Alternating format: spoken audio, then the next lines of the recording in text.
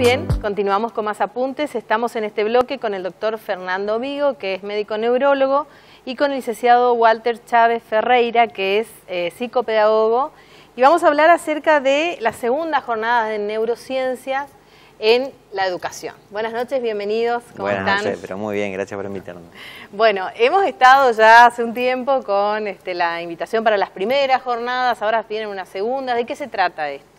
Bueno, digamos, INEMI es Instituto de Neurociencias Misiones, fue creado para la atención médica de los pacientes con trastornos neurológicos. Sí.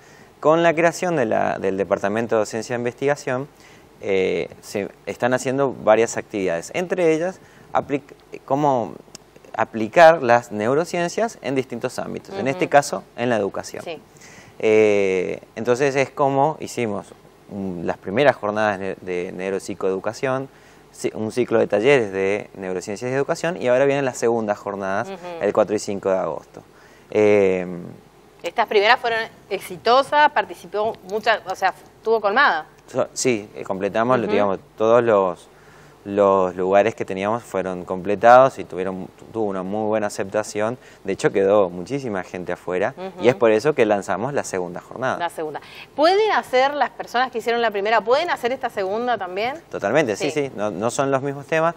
Si bien hay cosas que vamos a tener que remarcar y pasar necesariamente por ahí, el enfoque y los temas son complementarios al anterior. Ajá. Sí, es importante que la gente conozca que INEMI es, en lo que es el equipo de docencia e investigación, es un equipo interdisciplinario. Está formado por Fernando, que es nuestro director, que es médico neurólogo, Gisela Encina, que es psicóloga, y Carlos Vigo, que es doctor en educación, y yo como psicopedagogo. Es decir, desde cada uno de su área. Exacto, de una manera interdisciplinaria, lo que hacemos es abordar a las neurociencias para enfocarnos puntualmente en estas jornadas que estamos desarrollando en lo que es neuroeducación. Por eso la jornada se llama neuropsicoeducación, porque el eje dentro de las neurociencias sería el de la neuroeducación, donde, bueno, sin duda, el interés mayor está puesto en los docentes, pero decimos en el ámbito educativo, ¿no? Aprendizaje, ¿en dónde se necesita aprendizaje? Sí, tanto el concepto de educación como el concepto de aprendizaje son conceptos que no se restringen solamente al ámbito escolar. Sin embargo, el docente hoy en día está muy ávido de conocer sobre las neurociencias. Hay mucha gente, conozco mucha gente y me mandan cada tanto las noticias de que están aplicando mucho de lo que aprendieron con nosotros en el aula, que están viendo los cambios que están notando. Sí, con resultados inmediatos. Exacto, fundamentalmente lo que tiene que ver con la atención, con la regulación de las conductas de los alumnos, lo que tiene que ver con la motivación, la gestión de las emociones, que son distintos temas que nosotros hemos ido tratando de manera vivencial, fundamentalmente con los docentes, que lo han podido después volcar al ámbito escolar, ¿no? Es que en el primero que impacta lo que aprenden es en el docente. Claro. Es en el primero que impacta. Porque ellos van a aprender a enseñar, pero aprenden a aprender en ese momento. Totalmente. También, ¿no? A través de la experiencia. Entienden por qué les pasa lo que les pasa, entienden el cómo les pasa eso, y eso se nota directamente en que ellos entienden cómo vincularse con el otro, en este caso con el alumno.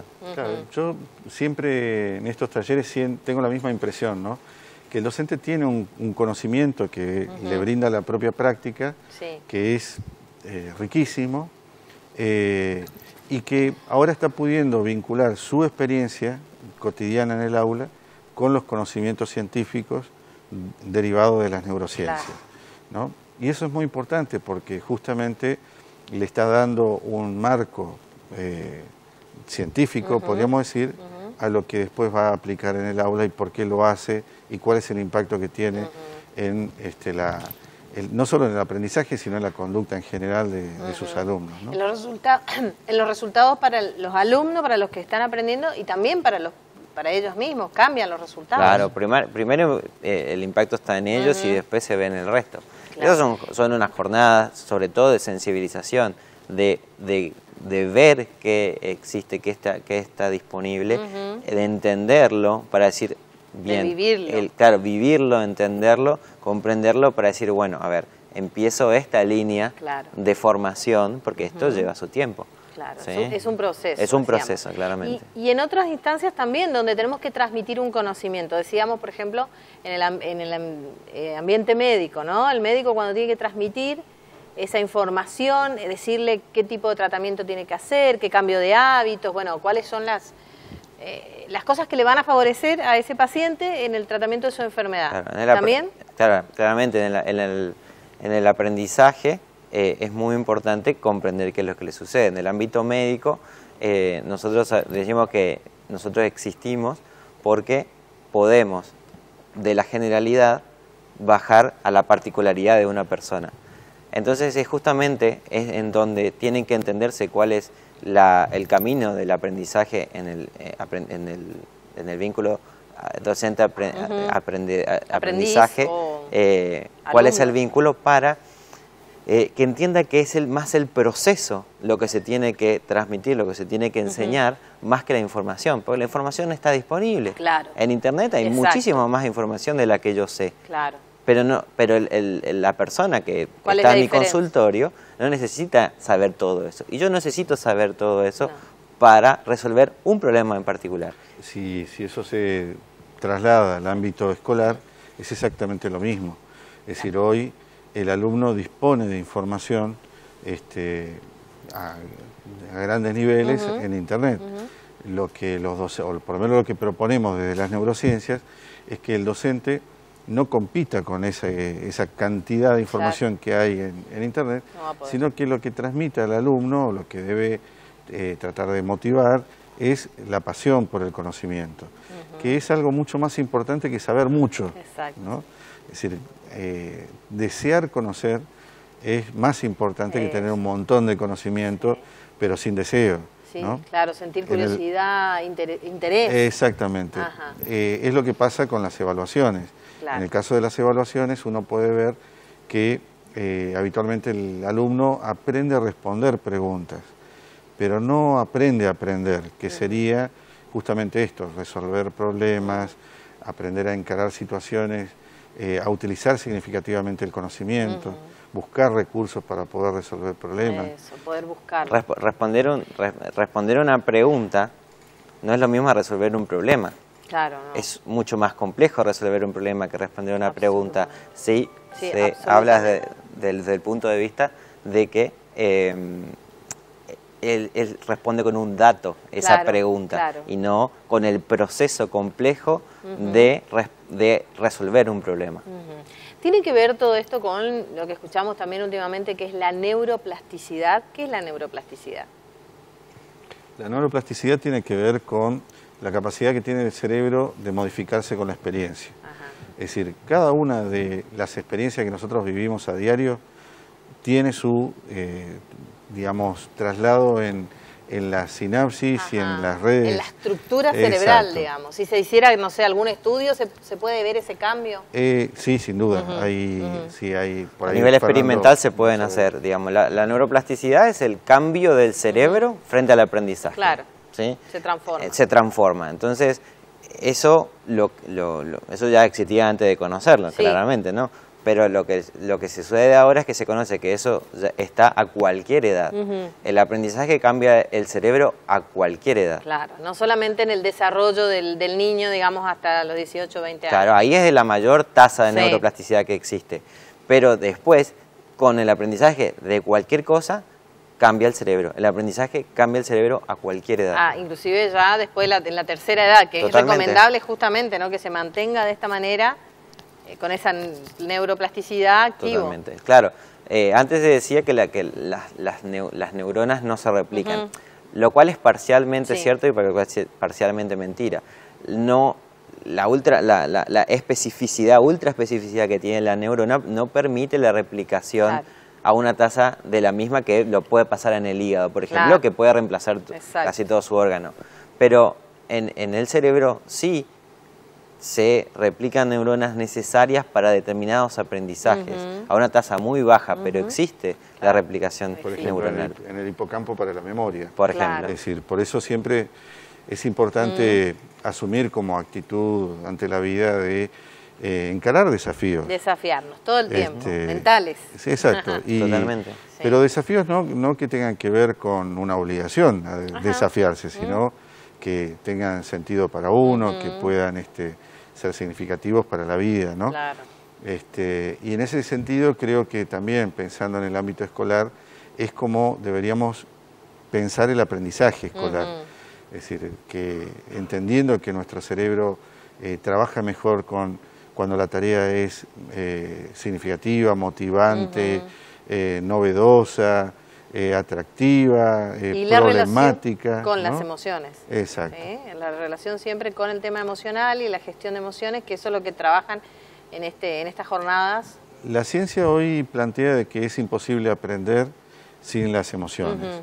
Es decir, justamente donde ocurren los mayores procesos ligados a la memoria y que tienen que ver con el aprendizaje, por lo tanto, justamente es el área del cerebro emocional. Claro. Es decir, hay una relación de procesos entre lo que llamamos aprendizaje y lo que serían las emociones. Prácticamente, en un sentido estricto, es imposible separar una cosa con otra. Nosotros solamente las separamos para estudiarlas, para explicarlas, pero es un proceso integrado. Hay dos hechos en el aprendizaje, que es el aprendizaje no se realiza, no sucede sin emociones y no sucede sin hacer.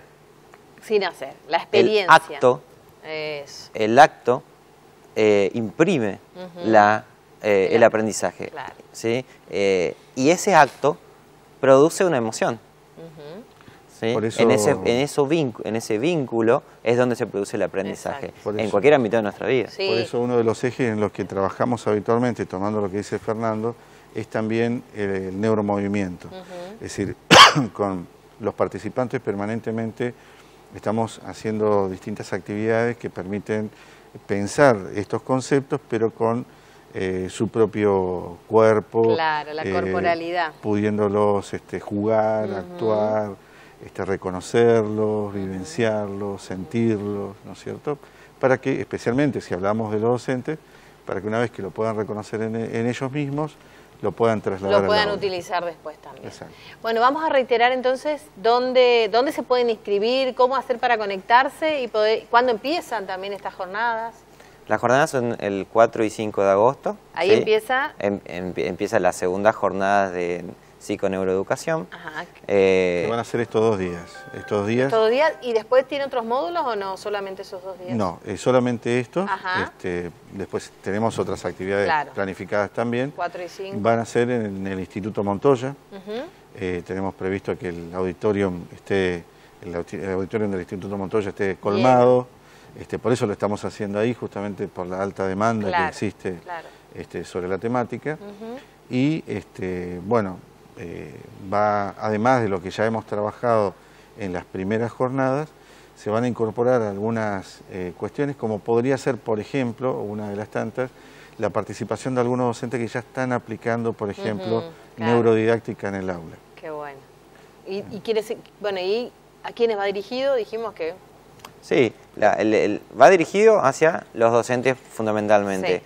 Pero después todos aquellos que trabajen en un ámbito educativo donde hay una relación de enseñanza-aprendizaje y estén interesados en la temática pueden asistir. Claro, desde un entrenamiento, por ejemplo, para trabajar en un equipo, en una empresa, totalmente. Lo pueden necesitar. Sí. Estas herramientas. Claramente. Por ejemplo, hablábamos antes, la gente que está en el área de coach, por ejemplo, también exactamente. Puede participar. El coaching ontológico. Sobre todo, digamos, una de las cosas más importantes digamos, lo distintivo es la multidisciplina con la cual trabajamos para poder abordar estos temas. Claro.